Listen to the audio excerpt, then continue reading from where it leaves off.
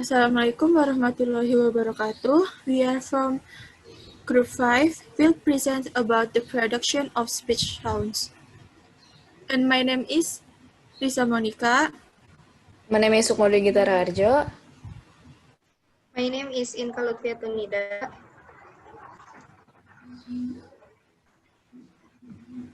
And the first slide will be presented by Inka. The first about the production of speech sound. Speech is produced by bringing air from the lungs to the larynx, or we call respiration, where the vocal folds may be held open to allow the air to pass through or may vibrate to make a sound, or we call phonation. And then the airflow from the lungs is then shaped by the articulators in the mouth and nose, or we call articulation. And the speech organs are formed into three groups, including first respiratory system, second phonatory system, and the third articulatory system. First about the respiratory system. In the respiratory system, comprise the lungs, the muscles of the chest, and the windpipe. The role of the respiratory system in relation to the production of speech sound is that the outflowing airstream initiated by the lungs is used for speech production. And there are two important phases in the respiratory system related to speech. There are inspiration or inhalation and expiration or exhalation. First, about inhalation or breathing in. Inhalation, also known as inspiration. Inhalation is the process of inhaling or taking respiratory air. Occurs when diaphragm lowers, which causes increased volume or space in thoracic cavity. This results in negative pressures in the lungs compared to the atmospheric pressure outside the lungs. Therefore, air rushes from outside the body into the oral and nasal cavities, down the trachea, and into the lungs. And the second about exhalation or breathing out. Exhalation, also known as expiration. Exhalation is the flow of the breath out of an organism. There is a decrease in the volume or space of thoracic cavity after inhalation, result in positive pressures in the lungs. If the airway is open, air will rush out of the lungs or up the trachea and out the oral and nasal cavities in order to equalize the outside and inside pressure. And this is the picture about inhalation and exhalation. And the next will be explained by my friend Lisa Monica. The phonatory system. The bronchial tubes and in the windpipe, known technically as the trachea. At the very top of the trachea, we find the larynx, which can be regarded as the engine of the phonatory system. The larynx is clearly visible in grown males as a lump bobbing up and down in the neck. Females have much smaller larynx. Try filling your larynx, easy for men but a bit more difficult for women. The vocal folds, also called the vocal cords, vibrate very rapidly when an airstream is allowed to pass between them, producing what is termed voice, that is, a sort of buzz, which one can hear and feel in vowels and in some consonant sounds. The function of the larynx as a vibration source is termed phonation. The larynx is a box-like structure composed of cartilage, and inside it are the two vocal folds. This can be positioned by the two cartilage known as the arytenoids, from Greek arutenia, serving spoon, ladle. so called because the cartilage were thought to be spoon-like in shape.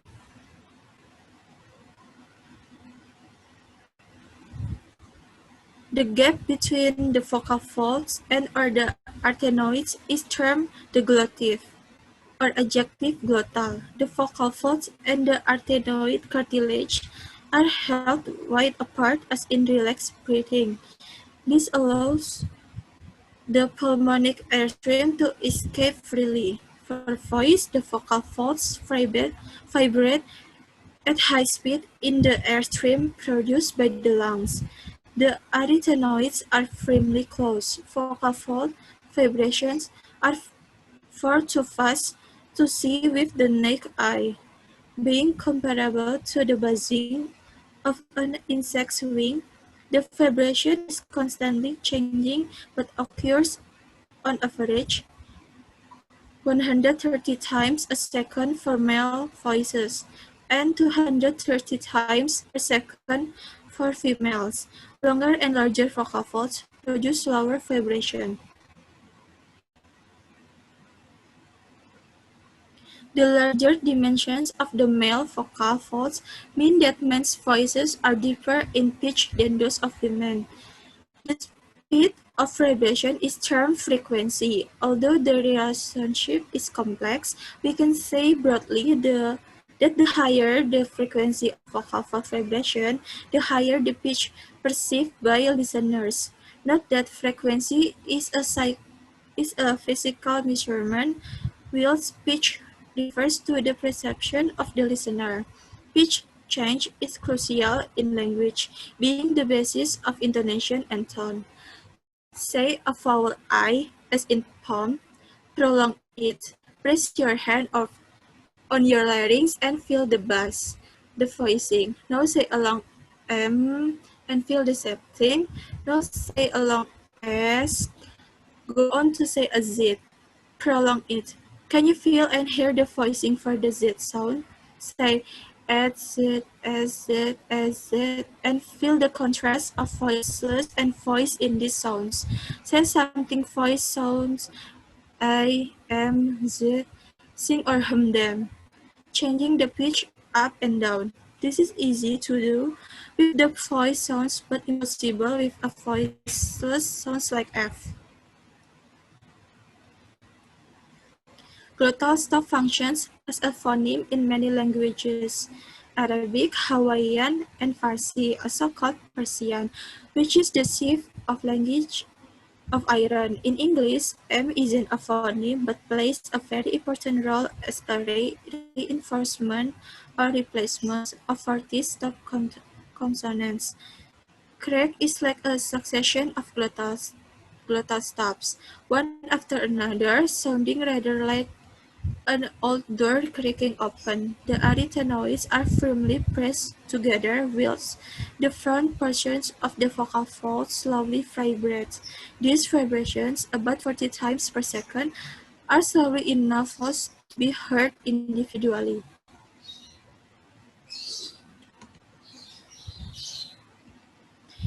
English has glottal stop as a marker of certain Fortis consonants. Other languages, Arabic, use glottal stop itself as a phoneme. Creaky voice and creak occur regularly in English as a part of the intonation process. Whisper and breathy voice are heard in H, and may also sometimes be used for special effects. And next will be explained by Sukma. The third is the articulatory system. The articulatory system is all of the part of the body that we use to produce speech sound. The articulatory system is contained in the head and third above the larynx. Term the supraglottal vocal tract. From Latin supra is above, hence above the glottis, usually abbreviated simply to vocal tract. Next. We can distinguish three resonating cavities. First is third or pharynx or pharyngeal cavity. Is the vertical part of the tube extending up from the larynx to the velum. The forward wall is formed by the root of the tongue, which faces the back wall of the pharynx.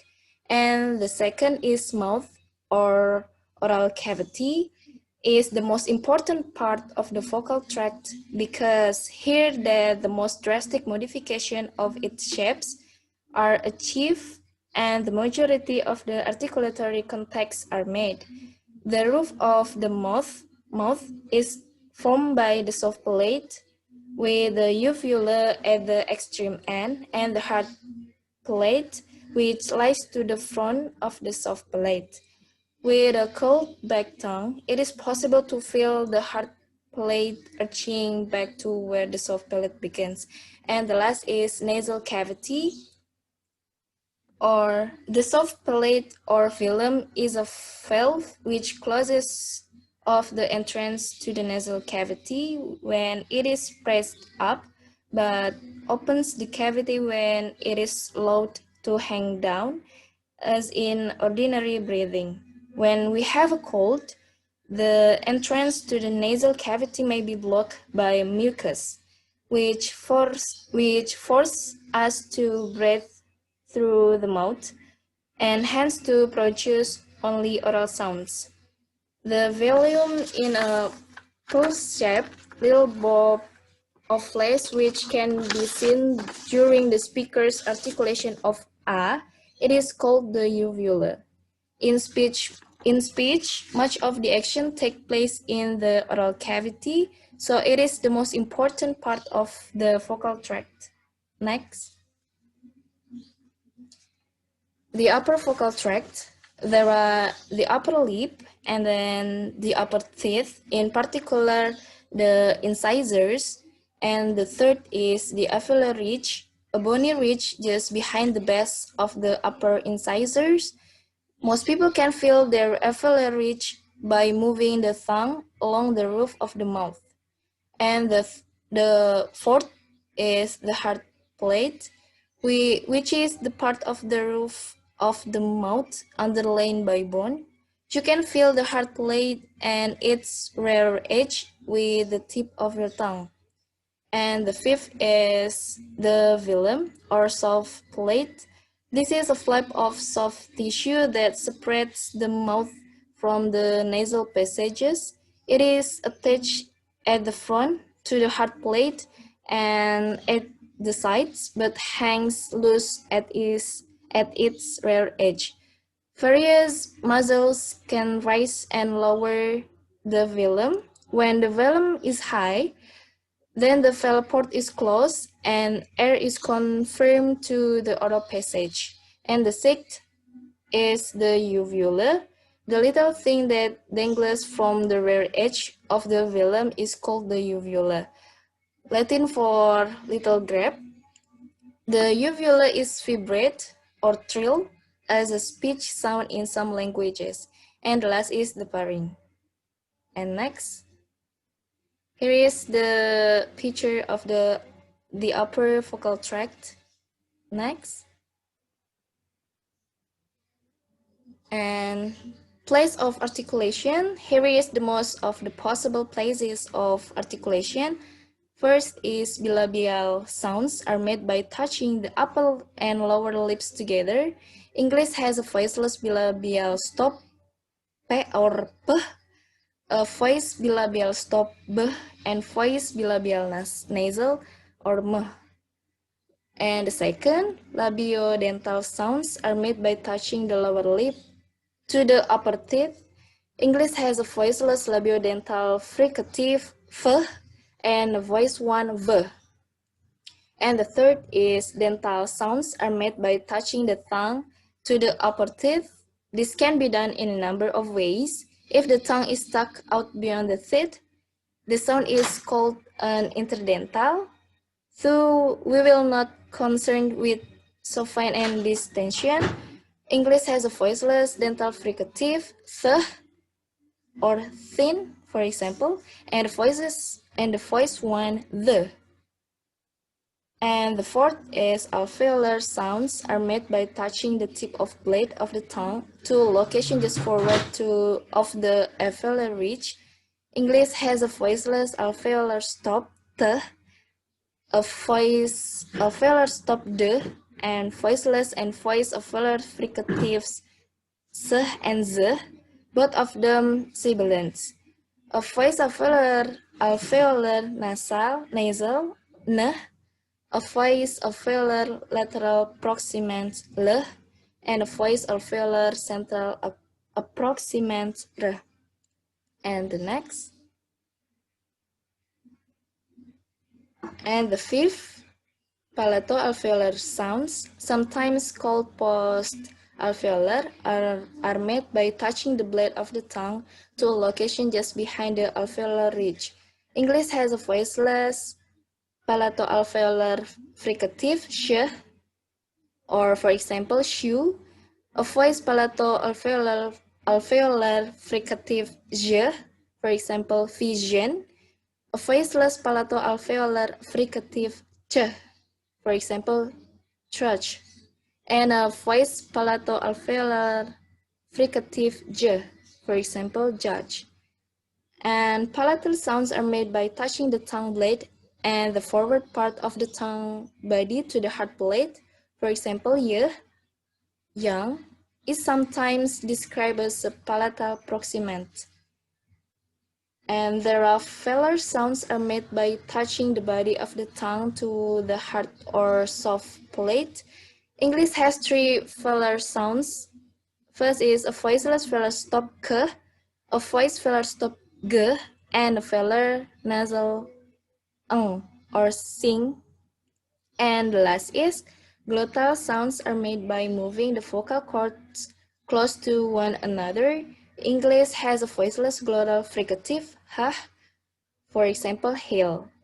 And the last will be present with Inca. The last about the conclusion. We can conclude that the production of speech sound contains, first, respiratory system. This system is responsible mainly for breathing, but we can use exhaled air to talk. And the second, phonatory system, is the process by which the vocal folds produce certain sound through quasi-periodic vibration. And the last, articulatory system, the third part of the speech mechanism, quite easy to see. All it takes is an ordinary mirror and decent lighting. And thanks for your attention. Wassalamualaikum warahmatullahi wabarakatuh.